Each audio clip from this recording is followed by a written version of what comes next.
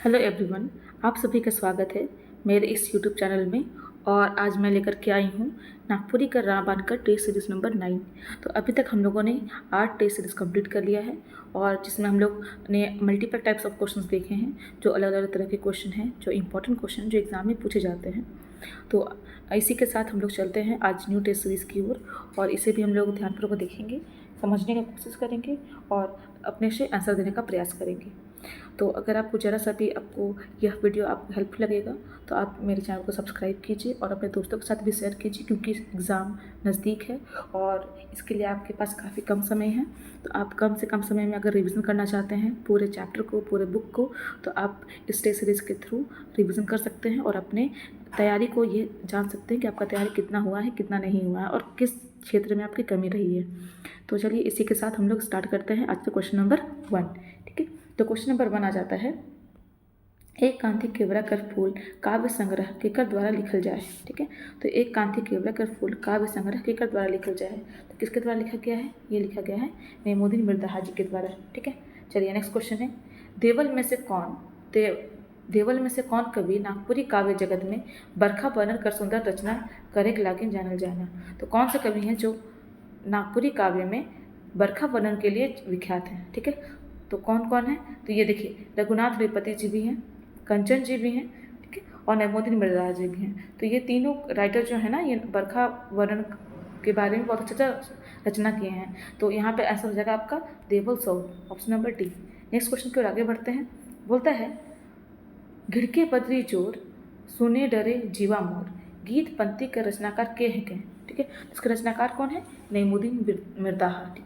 ठीक है, इसके राइटर कौन हो जाएंगे? मेमुद्दीन मिर्ज़ा। नेक्स्ट क्वेश्चन है, प्रफुल्ल कुमार राय हमरे बीच कौन कहानी लागिन जानल जाए ना। तो प्रफुल्ल कुमार राय हमारे बीच किस कहानी के लिए जाने जाते हैं? तो देखिए, एक कांवर भात ये इनका नहीं है। ठीक है, एक चकता खीरा भी नहीं है, एक ठो आंबा भी नहीं है। तो आंसर हो जाएगा देवल कोनो नहीं। ठीक है, नेक्स्ट क्वेश्चन है, रद्दी कागज कहने में कै ठो प्रमुख पात्र आ हैं। तो रद्दी कागज में कुल कितने प्रमुख हैं? मुख्य प्रमुख। ठीक है, तो प्रमुख कितने हैं?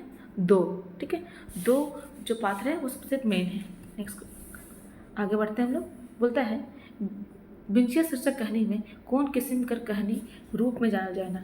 तो बिंचिया कहानी को किस कहानी के रूप में जाना जाता है? तो ये घटना प्रधान है। ठीक है, घटना प्रधान है, किसी घटना के बारे में बता रहा है। नेक्स्ट क्वेश्चन है, बोलता है, रोजी दीदी नाम से जे पात्र मिलेला ओकर संबंध कौन कहानी से आए हैं। रोजी दीदी का संबंध किससे है? क्रिसमस कर सांझ के साथ में है। नेक्स्ट क्वेश्चन है, चूचा चरई और राजा लोक कथा में दुइयो भाई कर बीच काले झगड़ा होला। तो चूचा चरई और राजा के बीच में, दोनों राजा के बीच में किस लिए झगड़ा होता है? झगड़ा किस लिए होता है? सोना के लिए। ठीक है, नेक्स्ट है, कंगन और चूड़ी नामक लोक कथा में रानी राजा से का वादा करवाएला। तो क्या वादा करवाती है? ब्याह नहीं करने का, कि दोबारा ब्याह नहीं करोगे। ठीक है, नेक्स्ट क्वेश्चन है, कौन नागपुरी लोक कथा में राजा कर 7 बेटे रहना। तो राजा के 7 बेटे किस में रहता है? बेलपैत रानी में। सॉरी, बेलपैत रानी में नहीं होगा, ये हो जाएगा आपको छोटकी रानी में, है ना। देखिए, ऐसे क्वेश्चन में थोड़ा कन्फ्यूजन हो जाता है। ठीक है, इसका आंसर हो जाएगा छोटकी रानी। नेक्स्ट क्वेश्चन है, क्वेश्चन नंबर 11। बोलता है, कौन नागपुरी लोक कथा में राजा कर भेंट भगवान से होएला। तो किस में राजा का भेंट भगवान से होता है? भाई कर खेल में। नेक्स्ट क्वेश्चन है, विक्रमादित्य राय नामक राजा के कौन बात कर शौक बेसी रहे। तो किसका शौक उसको ज़्यादा था? शिकार खेलने का। ठीक है, तो शिकार खेले कर। नेक्स्ट क्वेश्चन है, बोलता है, नागपुरी काव्य का शुरुआत कौन कवि द्वारा हुए हैं। तो नागपुरी काव्य की शुरुआत किसके द्वारा हुआ है? ये हुआ है रघुनाथ रिपति जी के द्वारा, जिनको रघुनाथ शाही बोलते हैं, है ना। चलिए नेक्स्ट क्वेश्चन हो जाता है, नागपुरी का पहला कवि कौन राजघराना से संबंध रखे ना। तो किससे संबंध रखते हैं? नागवंशी राज परिवार से। ठीक है, नेक्स्ट क्वेश्चन है, बोलता है, कौन शताब्दी में नागपुरी काव्य की शुरुआत मानल जाना। तो किस शताब्दी में नागपुरी का शुरुआत माना जाता है? 17वीं शताब्दी में नागपुरी काव्य का। ठीक है, किसके साथ में? रघुनाथ रिपति जी के साथ में। ठीक है, नेक्स्ट क्वेश्चन है, बोलता है, नागपुरी का पहला कवि कर रचना प्रवृत्ति कौन कौन विषय से संबंधित रहे। नागपुरी का पहला कवि, तो पहला कवि कौन थे? रघुनाथ रिपति। तो उनके बारे में बोलता है कि उनका जो रचना प्रवृत्ति था किस किस विषय से संबंधित था। तो किससे संबंधित था? भक्ति और ऋतु से। ठीक है, तो भक्ति गीत लिखते थे और ऋतु गीत लिखते थे, या ऋतु काव्य पर अपना कविता लिखा करते थे। ठीक है, नेक्स्ट क्वेश्चन हो जाता है, चैतन्य महाप्रभु कर झारखंड में होवल सांस्कृतिक यात्रा का प्रभाव सबसे पहले कौन नागपुरी कवि में पड़ला? तो इसका प्रभाव सबसे पहले किस में पड़ता है? रघुनाथ साहब पे, क्योंकि वही थे मेन कवि उस समय। नेक्स्ट है नागपुरी पद साहित्य का विभाजन काल धार पर कई किस्म पर करल जाला। ठीक है, नागपुरी पद साहित्य का विभाजन काल कर आधार पर कई किस्म में किया जाता है? तो ये किया जाता है 3 किस्म में। ठीक है, नेक्स्ट क्वेश्चन हो जाता है, नेक्स्ट होता है नागपुरी का पहला कवि का रचनात्मक विशेषता कौन प्रवृत्ति काव्य प्रवृत्ति से है? यहाँ पे काव्य होना चाहिए, काव्य प्रवृत्ति से है, तो किससे है? भक्ति से। ठीक है, नेक्स्ट क्वेश्चन है पूर्णा काल।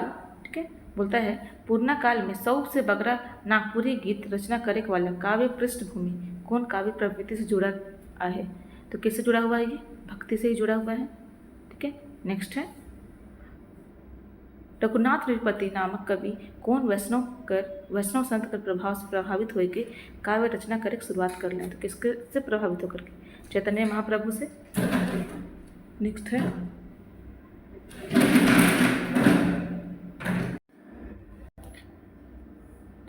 हम नेक्स्ट क्वेश्चन के आगे बढ़ते हैं। नेक्स्ट क्वेश्चन बोलता है पोड़िलो बरखा ऋतु काव्य रचना में डाहुक दादुरी सोर कहल जाए है, इकर काव्य में का अर्थ होला? तो डाहुक दादुली सोर का क्या मतलब है? तो इसका मतलब है चरे मनक वर्णन। ठीक है, किसके बारे में? डाहु एक चिड़िया होती है, इसके बारे में यहाँ पे कहा गया है। ठीक है, तो यहाँ पे चिड़िया लोग का वर्णन किया गया है, तो चरे मनक वर्णन हो जाएगा आपका करेक्ट आंसर। नेक्स्ट क्वेश्चन है क्वेश्चन नंबर 23, बोलता है कौन साहित्यिक कृति में ठाकुर साहब गंभीर चिंता में डूबल दिसेना? तो किसमें गंभीर चिंता में डूबे हुए दिखते हैं? नाटक में। ठीक है, ठाकुर साहब किसमें गंभीर चिंता में डूबे हुए हैं? जो नाटक है ठाकुर विश्वनाथ शाही, उसमें। ठीक है, नेक्स्ट क्वेश्चन के आगे बढ़ते हैं। क्वेश्चन नंबर 24 क्वेश्चन में बोलता है कि तुम सचमुच बहादुर और होशियार आदमी है। ठीक है, तुम कल हमारा साथ पलामू जाएगा। ई बात नाटक में के कहेला? तो ये नाटक में से लिया गया है, तो नाटक में कौन कहते हैं इसको? कमिश्नर डाटक जी बोलते हैं। ठीक है, नेक्स्ट क्वेश्चन है कौन कवि अपन रचना में पिया बिनु बाँचे ना जीवन कहना? तो कौन कहे हैं? ये कहे रघुनाथ नृपति। पोड़िलो बरखा ऋतु से लिया गया है इसको। ठीक है, नेक्स्ट क्वेश्चन है गृह भेद सरस कानन प्रस्तुत काव्य पंक्ति कौन काव्य शीर्षक से लेवल जाए? तो यह भी किससे लिया गया है? पोड़िलो बरखा ऋतु से। नेक्स्ट क्वेश्चन है हारल दाव के जीत शीर्षक कविता केकर द्वारा लिखल जाए है? तो किसके द्वारा लिखा गया है? कुमारी बासंती के द्वारा, हारल दाव के जीत। नेक्स्ट क्वेश्चन आ जाता है हमारा, बोलता है क्वेश्चन नंबर 28 दुख दारुण है झूले सदाई कमल नयन देवल काव्य पंक्ति का रचनाकार के है? क्या इसके रचनाकार कौन है? तो इसके रचनाकार है हमारे रघुनाथ नृपति जी। नेक्स्ट क्वेश्चन है एखन इके जोगाए के रख देबू पाछे हमरे तीनों इके बाँट खाओ प्रस्तुत कथन कहने में के कहेला? तो ये कौन कहता है? बड़की रानी कहती है। ठीक है, तो ये कमल और केतकी से लिया गया है, जिसमें आम को बांटने का बात कर रहा है यहाँ पे। ठीक है, नेक्स्ट क्वेश्चन है ए रे ईसन बात आहे और हमरे का शिकार लाई निकल चुकी अब हम संगी सखा मन के का तर घुरा दे प्रस्तुत कथन कौन कहने से है? तो यह किससे लिया गया है? यह कमल और केतकी से लिया गया है।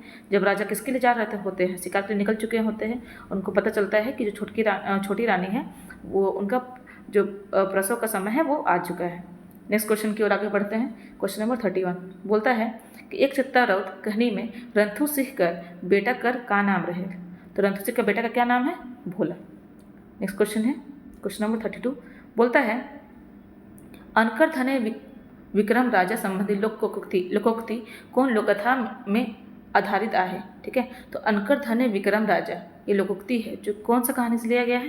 तो यह लिया गया है आपका चोचा चरई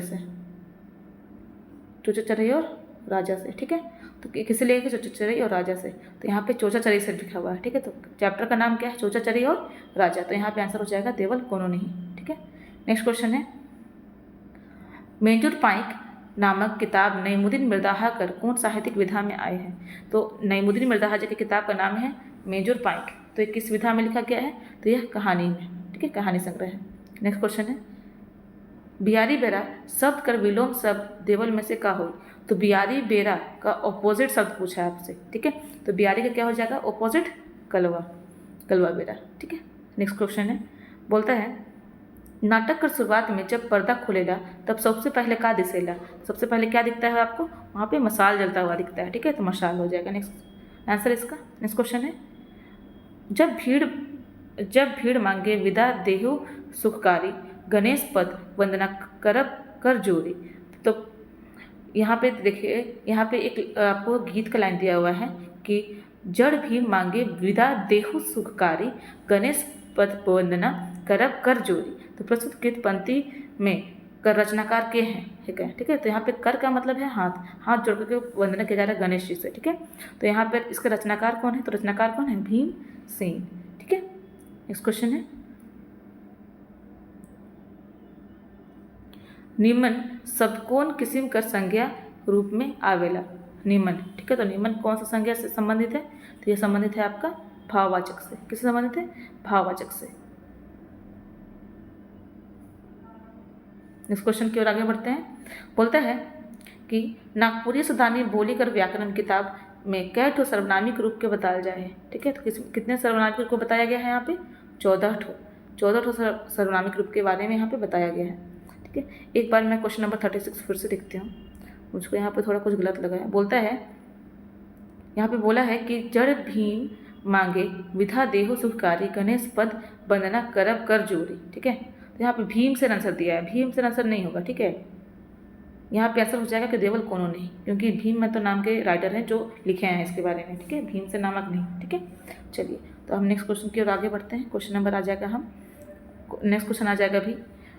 नेक्स्ट क्वेश्चन है क्वेश्चन नंबर 39। बोलता है कि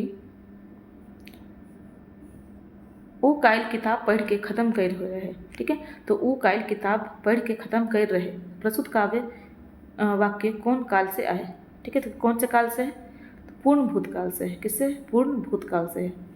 नेक्स्ट क्वेश्चन है, चोचा चरई और राजा कहने में दुइयों कर बीच काल झगड़ा होला। तो किस लिए झगड़ा होता है, सोना के लिए। नेक्स्ट क्वेश्चन है क्वेश्चन नंबर 41। बोलता है जाय रही रोपा रोपे ओहे कादो खेते हमार पैदे हेराए गेल। तो प्रस्तुत गीत कौन विषय से संबंधित है। तो प्रस्तुत गीत किससे संबंधित है, तो क्रिया से, ठीक है। नेक्स्ट है क्वेश्चन नंबर 42। बोलता है छोटकी रानी कहने में राजा कर क्या ठो बेटा रहे। तो राजा कितने बेटे थे, तो राजा के छोटकी रानी कहने में राजा कर क्या ठो बेटा रहे। तो उसका कोई तो बाल बच्चा नहीं होता ना, तो एक ठो नहीं, ठीक है, एक ठो नहीं हो जाएगा आंसर यहाँ पे। नेक्स्ट है क्वेश्चन नंबर 43। बोलता है नागपुरी कवि और उनका काव्य नामक किताब में कौन काल तक का रचना है। तो कौन से काल तक का रचना आया है यहाँ पे, तो 1600 से 2000 ईस्वी तक का, ठीक है। नेक्स्ट है कौन नागपुरी लोक कथा में भगवान राम का शक्ति कर वर्णन हुए है। भगवान राम की शक्ति का वर्णन किसमें किया गया है, मैना और बूट में। नेक्स्ट क्वेश्चन है सकुनती बरी बनाए समय कौन तरह का गीत गावल जाएगा। तो उस समय संस्कार गीत गाया जाता है, क्योंकि ये बियाह से संबंधित है, शादी ब्याह से संबंधित है। सकुनती बरी के बारे में बोला गया है, ये संस्कार गीत में आ जाएगा। नेक्स्ट क्वेश्चन है क्वेश्चन नंबर 46। बोलता है नागपुरी काव्य जगत में बरखा बनकर पहल गीत लिखे वाला रचनाकार के है क्या। तो ये कौन है, रघुनाथ रिपति जी, ठीक है। तो आंसर यहाँ पर हो जाएगा देवल क्यों नहीं, ठीक है। नेक्स्ट क्वेश्चन है केवल राउरे नाम तजीना दूसर काम रटी नाम आठो याम निरंतर ढरू दाता दिगंबर, ठीक है। तो प्रस्तुत काव्य पंक्ति में घासी राम के कर गुणगान करेना। तो घासी राम ढरू दाता दिगंबर में किसके बारे में बोल रहे हैं, किसके बारे में गुणगान कर रहे हैं, महादेव जी के बारे में, ठीक है। नेक्स्ट है बिंदुलिया रानी कहने में बुढ़िया कौन जीव के पोस रहे जेकर से वो केकरो से बदला लेते रहे, ठीक है। तो किसको पालती है, वहाँ पे सांप को पोसती है, ठीक है। नेक्स्ट क्वेश्चन है बोलता है कि राउरे 100 दिन बेलपैत रानी कर नाव लेत रहेला मुँह देखूँ कि उके राउरे कैसे बिहा करब। प्रस्तुत कथन बेलपैत रानी कहनी में के कहला। तो ये कौन कहती है, जो राजकुमार रहते हैं ना उनकी भाभी कहती, भाभी, उनको भौजी बोल देंगे यहाँ पे। नेक्स्ट क्वेश्चन है कवि नईमुद्दीन मिर्दाहा के काल सावन घटा में डर लगेला। तो क्यों डर लगता है उनको, बिजली चमके के कारण, ठनके के कारण और बरखा कर जोर से। टेबल 100 हो जाएगा इसका करेक्ट आंसर। नेक्स्ट क्वेश्चन है, कहाँ जन्म लेल सीता सुंदर, अच्छा सजने रे, कहाँ जन्म लेल श्री राम। प्रस्तुत काव्य पंक्ति का रचनाकार के है क्या, ठीक है, तो रचना के लिखे हैं, ठीक है, तो किनका रचना है, तो ये है आपका रचना भीम महतो का, ठीक है, किसका है, भीम महतो का। नेक्स्ट क्वेश्चन है क्वेश्चन नंबर 52, बोलता है कमल और केतकी नामक कहानी में बिछी मोही देवी के सपना में देखे कर बात के रानी मन के कह ले सलाह देवे ना, ठीक है, तो ये कहने का सलाह कौन देते हैं, पुरोहित, ठीक है, पुरोहित कहते हैं कि ऐसा सा बात बोलना है, ठीक है। नेक्स्ट क्वेश्चन है, बोलता है छोड़ो कपट माया शीर्षक गीत रचना लिखित वाला कवि के है, तो इसको लिखने वाले कवि कौन है, बरजू राम पाठक, ठीक है। नेक्स्ट है डोमिन रानी कर वर्णन कौन लोककथा में करल जाए, तो डोमिन रानी का वर्णन किसमें किया गया है, ये किया गया है आपका बेलपैत रानी में। नेक्स्ट क्वेश्चन है कने से उठल कारी बदरी घटा का रन रन करे भाई, कौन बटे बरसे अंदूर, पूरब से उठल कारी बदरी घटा से रन रन करे भाई, पश्चिम बटे बरसे अंदूर, ठीक है। तो प्रस्तुत गीत का संबंध कौन विषय से आया है, तो किससे संबंधित है, बारिश से संबंधित, मतलब पावस गीत है। नेक्स्ट क्वेश्चन है क्वेश्चन नंबर 56, बोलता है कि कंगन और चूरी नामक लोक कथा में कै ठो राजकुमारी कर वर्णन करल जाए है, तो कितने राजकुमारी का वर्णन किया गया है यहाँ पे, 2 ठो, ठीक है। नेक्स्ट क्वेश्चन है, बोलता है कि ए बहू का की पढ़े के में लायकी इकर में कौन कारक कर प्रधानता आए, तो यहाँ पे ए बहू लिखा हुआ ना, मतलब किसी को संबोधित कर रहे हैं, ठीक है, तो यहाँ पे हो जाएगा संबोधन, ठीक है, संबोधन कारक। नेक्स्ट क्वेश्चन है, बोलता है नागपुरी सुधानी बोली कर व्याकरण किताब में कै ठो क्रिया विशेषण कर जानकारी देवल जाए, तो कितना क्रिया विशेषण बताया गया यहाँ पे, 5, ठीक है, नागपुरी सुधानी बोली कर वाक्य में, ठीक है। तो ये किसका बुक लिखा, ये बुक किनका है, नागपुरी सुधानी बोली का व्याकरण, ये हो जाएगा आपका पीटर शांति नवरंगी का, ठीक है, पीटर शांति नवरंगी जी का है, ठीक है। तो उसमें इन्होंने क्रिया विशेषण को 5 भागों में बांटा है। नेक्स्ट क्वेश्चन है, नेक्स्ट क्वेश्चन बोलता है नागवंशी नाम से मिलित वाला काव्य संकलन केकर द्वारा लिखल जाए, तो नागवंशी किसके द्वारा लिखा गया है, ये घासीराम के द्वारा लिखा गया है, ठीक है, नागवंशावली, सॉरी नागवंशी नहीं, नागवंशावली घासीराम के द्वारा लिखा गया है। चलिए नेक्स्ट क्वेश्चन आ जाता है हमारे सामने, बोलता है शंकर घोटिक जिंदगी नामक नागपुरी उपन्यास केकर द्वारा लिखल जाए, तो किसके द्वारा लिखा गया है, प्रफुल्ल कुमार राय जी के द्वारा, शंकर घोटिक जिंदगी, ठीक है। नेक्स्ट क्वेश्चन है, बोलता है कि संस्कृति आहे बेस हमार, संस्कृति आहे बेस हमार, नाता गोता मिलनसार, हित मिल लखे बोलू भाई वचन, ए नागपुरी जन आपस में राखो संगठन। प्रस्तुत काव्य पंक्ति कौन कवि द्वारा लिखल जाए, तो किसके द्वारा लिखा गया है, भरत नायक के द्वारा में, ठीक है, तो भरत नायक जी के द्वारा यह लिखा गया है। नेक्स्ट क्वेश्चन है रजनी विकट तिमिर घोर दादुर कड़का अंदोर, नींद न दृक परे खन खन हिया कड़कत, जिया डरपत एक सरे गोई, आजू अवसर अस गोविंद नहीं घरे। प्रस्तुत गीत बनती का रचनाकार के हैं, इसके रचनाकार कौन है, इसके रचनाकार हैं कंचन चुनीराम दुबे जी, ठीक है, कंचन जी। नेक्स्ट क्वेश्चन है, इस क्वेश्चन हम बढ़ते हैं अब अपने क्वेश्चन नंबर, एक मिनट मैं थोड़ा सा सेट कर लेती हूँ, क्वेश्चन नंबर 63 की ओर। बोलता है चरवाहा देवल शब्द व्युत्पत्ति के आधार पर कौन तरह का शब्द है, तो चरवाहा, तो किससे संबंधित है, तो ये संबंधित है आपका यौगिक शब्द से, ठीक है, चरवाहा क्या है, यौगिक शब्द है। नेक्स्ट क्वेश्चन है कहाँ जन्म ले शीर्षक काव्य रचना भीम महतो द्वारा कौन भक्ति काव्य परंपरा में लिखल गया है, तो किसमें लिखा गया है, ये सगुन में, ठीक है, सगुन भक्ति में। नेक्स्ट क्वेश्चन है घर बारी छूछा देखी माए तो बहाबे लोर, माथा ठोकी बाबा कांदे करी के अंदोर। तो प्रस्तुत काव्य पंक्ति का रचनाकार के है क्या, इसके रचनाकार कौन है, तो क्षितिज कुमार राय जी, कौन है, क्षितिज कुमार राय।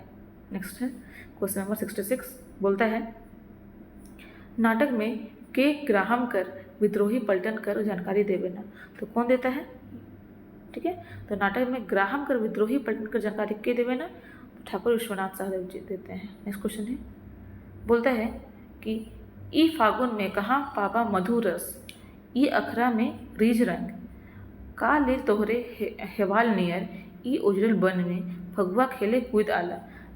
प्रस्तुत काव्य पंक्ति कौन रचना शीर्षक से लेवल जाए है? तो यह किससे लिया गया है? तो यह लिया गया है कैसे आवी बसंत। ठीक है, किससे लिया गया है? कैसे आवी बसंत से लिया गया है। ठीक है, नेक्स्ट क्वेश्चन है, क्वेश्चन नंबर 68 बोलता है नागपुरी भाषा में लिखल और प्रकाशित पहला कविता कौन है के पहला किताब। ठीक है, नागपुरी भाषा में लिखल और प्रकाशित पहला किताब कौन है के? तो ये किताब कौन सा है? सबसे पहला नोट्स ऑन द गंवाई डायलेक्ट ऑफ लोहरदगा छोटा नागपुर। ठीक है, तो नागपुरी भाषा में लिखा और प्रकाशित पहला किताब है। ठीक है, तो ये कौन सा किताब है? व्याकरण किताब। ठीक है, नागपुरी व्याकरण किताब है। नेक्स्ट क्वेश्चन है क्वेश्चन नंबर 69। ठीक है, तो बोलता है 69 में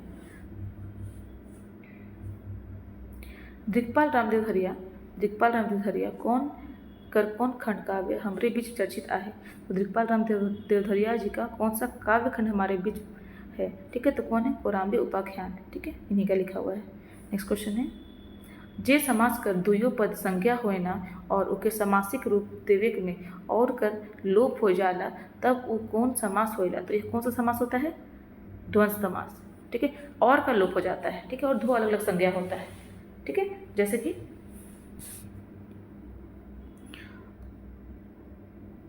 जैसे कि हम इसको बोल सकते हैं किताब कॉपी। ठीक है, तो अब ये देखिए यहाँ पे किताब कॉपी बोल दिया। ठीक है, तो अब किताब कॉपी में क्या है ना कि किताब भी एक संज्ञा है, कॉपी भी एक संज्ञा है। ठीक है, और यहाँ पे जो डैश लग गया ना मीन्स ये और किताब और कॉपी, मतलब और को क्या कर दिया है? ये और का लोप कर दिया है। ठीक है, तो इसका आंसर क्या हो जाएगा यहाँ पे? द्वंद्व समास। ठीक है, तो इसको क्या बोलते हैं हम लोग? द्वंद्व समास बोलते हैं। नेक्स्ट क्वेश्चन है झारखंड में कई तरह कर भाषा परिवार अपन अस्तित्व रखे ना। तो कौन कितना भाषा परिवार है? तीन भाषा परिवार। ठीक है, नेक्स्ट क्वेश्चन है क्वेश्चन नंबर 72 बोलता है कौन नागपुरी व्याकरण मूल रूप से नागपुरी भाषा में लिखल जाए है। तो कौन सा नागपुरी व्याकरण हमारे नागपुरी भाषा में लिखा गया है? तो यह लिखा गया है आपका नागपुरी सदानी व्याकरण और नागपुरी कर मानक व्याकरण। ठीक है, तो ये किसका है? तो आंसर क्या हो जाएगा आपका? बी और सी दोनों, मतलब option number D is the correct answer. Next question है क्वेश्चन नंबर 73 बोलता है कि कौन व्याकरण लिखे वाला नागपुरी विद्वान में भीष्म पितामह का दर्जा देवल जाए। तो नागपुरी व्याकरण लिखने वाले किस विद्वान को भीष्म पिता का दर्जा दिया गया है नागपुरी में? ठीक है, किसको दिया गया है? योगेंद्र नाथ तिवारी जी को। तो योगेंद्र नाथ तिवारी जी को नागपुरी का भीष्म पितामह कहा जाता है, याद रखिएगा इस बात को। नेक्स्ट क्वेश्चन है डेम में 100 मछली मर गेला। प्रस्तुत वाक्य में मछली कौन तरह का लिंग है के? तो मछली क्या है? उभयलिंग। ठीक है, इसमें लिंग का पता नहीं चलता है ना मछली में, उसका आंसर क्या हो जाएगा? उभयलिंग। ऑप्शन नंबर सी हो जाएगा आपका करेक्ट आंसर। नेक्स्ट क्वेश्चन है क्वेश्चन नंबर 75 बोलता है काइल ऊ छोड़ा पढ़ते पढ़ते सुत गेलक। प्रस्तुत वाक्य कर संबंध कौन काल से आए? ठीक है, तो सुत गेलक, पढ़ते पढ़ते सुत गेलक। ठीक है, तो किससे है ये? संदिग्ध। ठीक है, संदिग्ध वर्तमान काल से। ठीक है, संदिग्ध वर्तमान काल से संबंधित है ये। नेक्स्ट क्वेश्चन है क्वेश्चन नंबर 76 बोलता है अर्थ कर हिसाब से कई किस्म का वाक्य रचना होगा। तो अर्थ के हिसाब से कितने प्रकार का वाक्य रचना होता है? तो 8 तरह का। ठीक है, नेक्स्ट क्वेश्चन है हमारा 77 बोलता है कि नागपुरी में जब हमरे कोनो निर्जीव संज्ञा पर विचार करीला तो उकर संबंध कौन लिंग से आए हैं। तो निर्जीव के बारे में कोई संज्ञा विचार होता है? हाँ, उसमें किसको रखा जाता है? तो बेलिंग बोला जाता है। ठीक है, तो जितने भी निर्जीव चीज़ें हैं उसको बेलिंग में रखा जाता है। ठीक है, उसमें लिंग निर्धारण नहीं होता, उसमें कोई भी तरह का लिंग निर्धारण नहीं होता, तो इसलिए उसको बेलिंग बोलते हैं। नेक्स्ट क्वेश्चन है क्वेश्चन नंबर 78 बोलता है कोनो व्याकरणिक इकाई में पूर्व पद और उत्तर पद कर विशेषता केकर से जुड़ल होएला। ठीक है, तो किसी व्याकरणिक पद में पूर्व पद और उत्तर पद का विशेषता किससे जुड़ा होता है? तो जुड़ा होता है समास से। ठीक है, किससे जुड़ा होता है? समास से। नेक्स्ट क्वेश्चन है जब व्यक्तिवाचक संज्ञा कर ठाव में कोनो सर्वनामिक रूप कर इस्तेमाल होएला तो उकर संबंध कौन सर्वनाम से होएला। ठीक ठीक है। तो उसका संबंध किससे होता है? व्यक्ति कैसा? व्यक्तिवाचक, तो व्यक्ति मतलब पुरुष है, ठीक है, तो पुरुषवाचक सर्वनाम का वहाँ पे यूज़ किया जाएगा। नेक्स्ट क्वेश्चन है, जब हमरे कोनो जीवधारी संज्ञा कर लक्षण कर जानकारी लेगिला तब उसका संबंध केकर से होला। तो लक्षण के बारे में जान रहे हैं ना, ठीक है, तो उसका संबंध किससे है? जीवधारी के बारे में बात कर रहे हैं, जीवधारी। तो जीवधारी संज्ञा कर लक्षण कर जानकारी लेगिला तो उसका संबंध केकर से होला, ठीक है। तो किससे होता है उसका संबंध? लिंग से, ठीक है। तो उसमें हम लिंग निर्धारण करते हैं ना जीवधारी चीज में, मतलब जीवित चीज़ों पे। नेक्स्ट क्वेश्चन है, ई किताब पढ़ी से बगरा जानकारी पावी प्रस्तुत वाक्य में कौन कारक प्रभावशाली आहे, ठीक है। तो कौन सा कारक प्रभावशाली है पूछा है, ठीक है। संबंध कारक बोलता है ई, ठीक है। तो जे ई किताब पढ़ी, तो जे मतलब संबंध बता रहा है, ठीक है। जो ई किताब को पढ़ेगा वो क्या होगा? उसके पास ज़्यादा जानकारी होगा, तो यहाँ पे संबंध कारक हो जाएगा। नेक्स्ट क्वेश्चन है, क्वेश्चन नंबर 82 बोलता है, जब हमरे कोनो शब्द कर माध्यम से क्रिया कर होए कर विशेषता जानेला तब के क्या कहल जाए, तो क्या कहल जाए, तो क्या कहा जाता है उसको? तो उसको क्रिया विशेषण कहा जाता है, ठीक है। तो क्रिया कर होए कर विशेषता जानेला तो कि क्रिया विशेषण कहल जाए। नेक्स्ट क्वेश्चन है, क्वेश्चन नंबर 83 बोलता है, मुँह जबानी परंपरा में चले वाला कहनी साहित्य के हमरे कौन नाम से जानेला। तो किस नाम से जानते हैं हम लोग इसको? लोक कथा के नाम से जानते हैं। नेक्स्ट क्वेश्चन है, क्वेश्चन नंबर 84 बोलता है,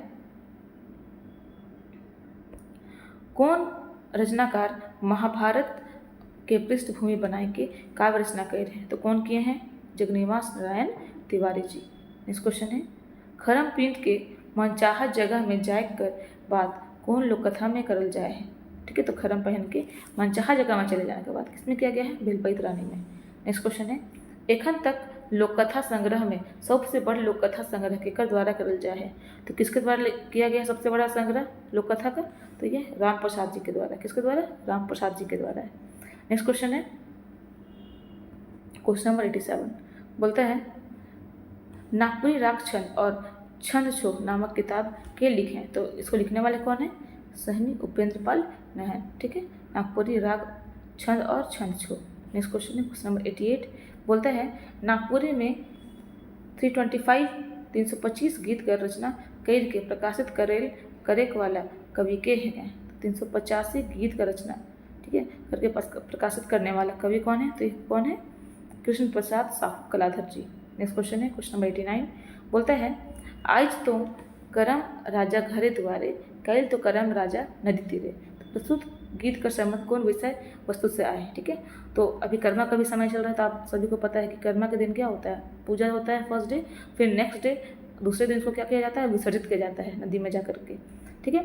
तो इसलिए यह गीत संबंध किससे है? कर्म से, ठीक है। नेक्स्ट क्वेश्चन है, क्वेश्चन नंबर 90 बोलता है, हनुमान सिंह नामक नागपुरी कवि कौन काल में रचना करते रहे। तो ये किसमें करते थे? पूर्ण काल में, ठीक है। तो प्राचीन काल के कवि थे हनुमान सिंह। नेक्स्ट क्वेश्चन है, क्वेश्चन नंबर 91 बोलता है कि धीरेन्द्र प्रवाही के नागपुरी साहित्य संसार में कौन सम्मान मिल है। तो कौन सा सम्मान मिला था उनको मिला है पहला प्रफुल्ल सम्मान, दूसरा मिला शारदा सम्मान, ठीक है। तो आंसर हो जाएगा ऑप्शन नंबर डी, ए और बी। नेक्स्ट क्वेश्चन के आगे बढ़ते हैं, क्वेश्चन नंबर 92 बोलता है, बेरिया चे डूबी गेल झींगा फूल फूली गेल लानू भौजी झींगा फूल खोपा में लगाव रे। प्रस्तुत गीत का संबंध कौन विषय से आहे। तो किससे संबंधित है? श्रृंगार से, ठीक है। श्रृंगार करने का बात हो रहा है यहाँ पे। नेक्स्ट क्वेश्चन है, क्वेश्चन नंबर 93 बोलता है, नागपुरी समाज में संस्कार गीत रूप में कैठो संस्कार गीत का प्रचलन रहे। तो कितने संस्कार गीत का प्रचलन है इसमें? 15, ठीक है। 15 संस्कार गीत का प्रचलन है यहाँ पे, ठीक है। 16 कौन सा होता है? टोटल हमारे पास 16 संस्कार होता है, जिसमें से सिर्फ 15 के लिए ही गीत रचना हो। मृत्यु और संस्कार जो होता है उसके लिए गीत रचना नहीं किया जाता है। नेक्स्ट क्वेश्चन है 94 नंबर क्वेश्चन बोलता है, कौन कवि आपन रचना में पापी प्राण के विषय बना है। तो किसमें बनाया गया है? महंत घास के द्वारा। नेक्स्ट क्वेश्चन है, क्वेश्चन नंबर 95 बोलता है, नागपुरी काव्य में ज्ञान मार्गी शाखा का कवि देवल में से कौन है क्या? तो कौन है ज्ञान मार्गी शाखा के कवि? महंत घासी जी। नेक्स्ट क्वेश्चन है, आवा मंजरे मधु मातले रे तैसने पिया मातलाएं मोर। प्रस्तुत गीत का संबंध कौन विषय वस्तु से आहे। तो यह किससे संबंधित है? सामाजिक गीत से। किससे? सामाजिक गीत से। नेक्स्ट क्वेश्चन है, पीटर शांतिलाल की कर कौन किताब में लोकगीत संकलित है। तो किसमें संकलित है?